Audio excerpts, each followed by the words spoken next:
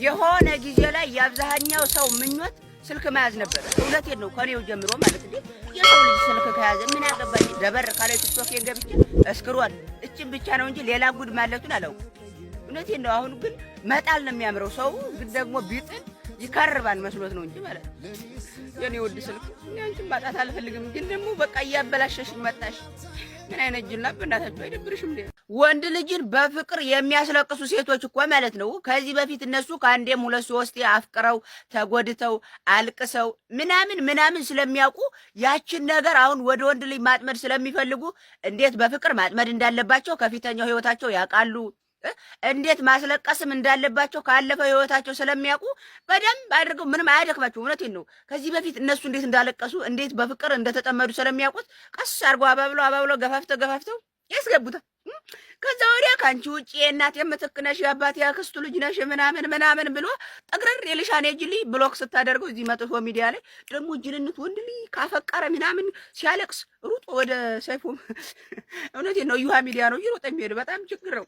እባካችሁ ሴቶች ያነ ሌላ ህይወት ነው። በቃ እንዴ በዛ ስለተጎዳችሁ እዚህ መጥታችሁ ሌላ ህይወት አታበላሹ። ወንዶችም ደግሞ እንግዲህ እሷ የምትበቀላችሁ ምንም ማድረግ አይቻልም። ራሷ ስለተበጠበጠች ነው። ላንቺ እኮ ጠላት አያስፈልግሽም። እውነቴን ነው። የራስሽ ውሳኔዎች በቂ ጉዳት እያደረሱብሽ። ከዚህ በላይ ጠላት አለ እንዴ?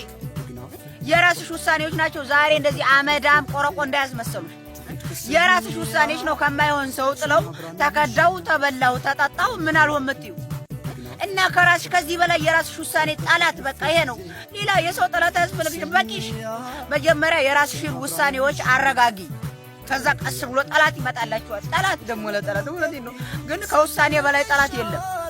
ጓደኞቹሽ እኮ እንደው አግብተው አለ ቆረንዳው አንቺ ላይ አግቢ ምናምን ሲሉሽ እንደው ከቻልሽ በሰው ወሬ ምናምን ተገፋፍተሽ ባታገቢ እንደው አይ ደግሞ ኧረ ቤተሰቦቼ እያሉኝ ጓደኞቹ እያሉኝ ማግባት አለብኝ ካልሽ ጓደኞቹሽ ማግባታቸውን ብቻ ሳይሆን ምን አይነት ህይወት ውስጥ እንዳሉ ጠይቂያቸው። ያገቡትን እንዴት ነው ጠጋ ብለሽ አማክሪ፣ እወቂ።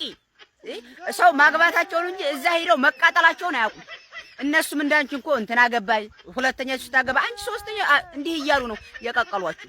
ስለዚህ ቤተሰብ እንደው የሚለኝ መስማት አለብኝ እንዴ ሰው የሰው መሳለቂያ ከመሆን ካልሽ እንደው ቢያንስ ያሉበትን ህይወት አጣል። ከዛ በኋላ ቀስ ብለሽ ትቀቀያለሽ ደግሞ ለመቀቀል። እውነቴን ነው ችግር የለውም እንዴ። በምትወጂው ሰው ችላ መባልሽ በጣም አስከፊ ነገር ነው። እውነቴን ነው። ከዛ የባሰው ግን አንቺ በሱ ችላ መባል ምንም ነገር እንዳልሆንሽ ለማስመሰል መሞከርሽ። እውነቴን ነው።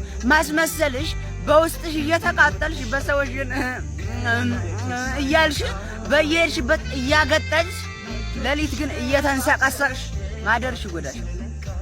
እውነቴን ነው። ይሄን ስቃይ ደግሞ አንድ ቀን ይቺ እንባ ፈጣሪ አይቷት የሆነ ትርጉም ያምጣላችሁ። ጨለማው እኮ በጣም ምርጥ ጓደኛሽ ነበረ። እውነቴን ነው። ነገር ግን ጥያቄ ያበዛል።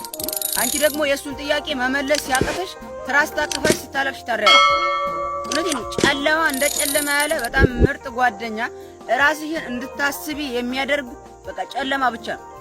ነገር ግን ጥያቄ ያበዛን፣ በጣም ብዙ ጥያቄ ያመጣን። ውሎሽን ደህና ውለሽ ፀሐይ ገርበብ ስትይ ይጀምርሻል። ከዛ አንቺ ያን ጥያቄ መቻል መመለስ ስለሚያቅተሽ በእንባ ትተኪዋለሽ። ደግሞ አይዞሽ አንድ ቀን ይሄ እንባ ውጤታማ ትሆኛለሽ የኔ ውድ። ብቻ አንቺ በርታት፣ ጠንከር በይ፣ አምላኬ በይ።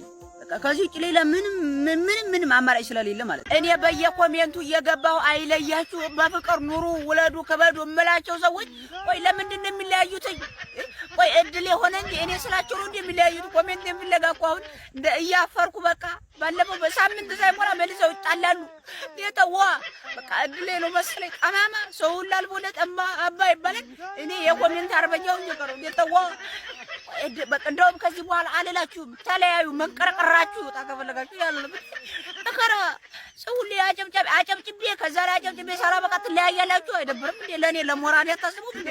እኔ ግን ቀይ ወንድ ብዙ ደስ አይለኝም ማለት ቀላሲል ማለት ነው። ብዙ ደስ አይለኝም ማለት እንዴ። ፋዘር ቆይ ደስ ቢሎትስ ምን ሊያረጉት ነው? ሊዘቡት ሊሸፍሩት ወንድ አይደሉም እንዴ እርሶ? እኔ በህይወቴም በዘመኔ የማውቀው ሴት ልጅ ናት። ለምርጫው በወንድ ላይ ባለ ነገር ሴት ልጅ ናት የምመርጠው። ቀይ ቢሆን ጥቁር ቢሆን ምን አገባዎት? ምን አከለፈለፈዎት? ምን እዚህ እንዴ የት እንሄድ? ቆይ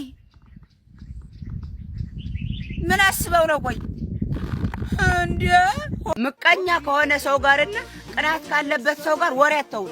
እውነቴን ነው። የሆነ ነገር ባወራችሁ ቁጥር እቺን ነገር እኮ አላት ያቺን ለመናገር ፈልጎ ነው። ገባኝ። ይህ ጅል መስየው ነው። እናንተ ኖርማል ወሬ እያወራችሁ እሱ ግን ጠላልፎ ከሌላ ነገር ጋር የሚያያይዘው። እውነቴን ነው። ዝም ብላችሁ እናንተ እኮ ኖርማል ወሬ ነው ያወራችሁ። ገባኝ። ይሄን ያለው እኮ ያቺን የባለፈቱን ነገር ለማንሳት ፈልጎ ነው።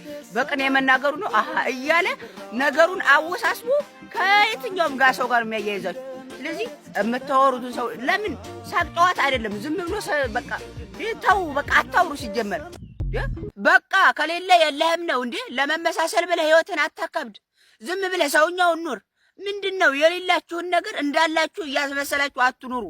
በቃ አንድ ነገር ከሌለ እንደሌለህ እየኖርክ ማግኘት ትችላለህ እንጂ እንዳለህ እያስመሰልክ እየኖርክ ምንም ነገር ታገኝ አትችልም። ትልቁ ስህተትሽ እኮ አንቺ ጭንቅላት ለሚያስፈልገው ሰው ልብሽን መስጠትሽ ነው።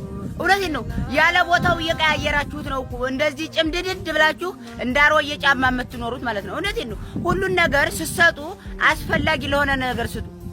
አይምሮ እንደሚያስፈልገው ማሰቢያ እንደሚያስፈልገው ያወቃችሁ ልባችሁን ትሰጡታላችሁ። በልባችሁ አስብ። ምን እዚህ ለስልኬ የምስጋና ቪዲዮ ሰርቼ ከዛ እንዴት ነው ሜንሽን ማድረግ የምችለው? እውነቴን ነው። እስኪ ይሄን አይነት ሲስተም ስሩ። ሜንሽን አድርጌ ከዛ በራሷ መጣ ኮሜንት ላይ የኔ ውድ ቤት ታመሰግናለሁ፣ እሺ ክበርልኝ፣ እኔ ሁሌም ላንተ መስዋዕት እንደሆንኩ ነው ምናምን ብላ እንድጽፍ። ይሄን እስኪ ስሩ። አየር አበረደ፣ ውሃ ሰነጠቅና ላውቶፕ ቀፈጠነ ምናምን ከምትሉ ይሄን አይነት ሲስተም ስሩ። ቃኒ እፈልጋለሁ፣ ማመስገን እፈልጋለሁ። አሁን ላይ እሷ ናት ለራሷ ልፈነዳ ደርሳ፣ ለኔ ግን ይኸው ፍንዳታዬን ቀነሳ እያደረገች ነው።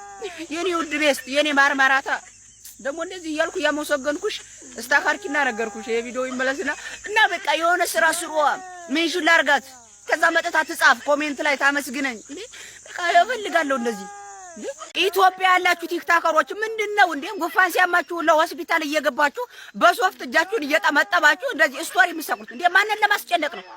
እኛ ቅመሞች ፈታ ለማድረግ እንታገላለን፣ ጅማታችንን እናዞራለን። እናንተ ዝም ብለ አፍንጫችሁን እፍን ሲያረጋችሁላ ሆስፒታል ትገቡና የሆነ እዚህ መርፌ ምናምን እጃችሁ ላይ ተሰክቶ ስቶሪ ትሰቅላላችሁ። ተዋ በቃ ታመማችሁ አይደል? እኛ የእናንተ መታመም አንወድም፣ ፈጣሪ ይማራችሁ።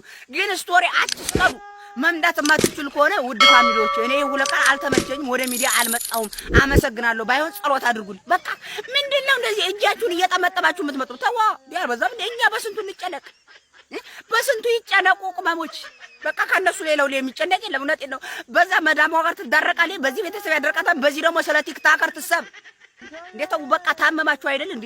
ስድኑ ትመጣላችሁ።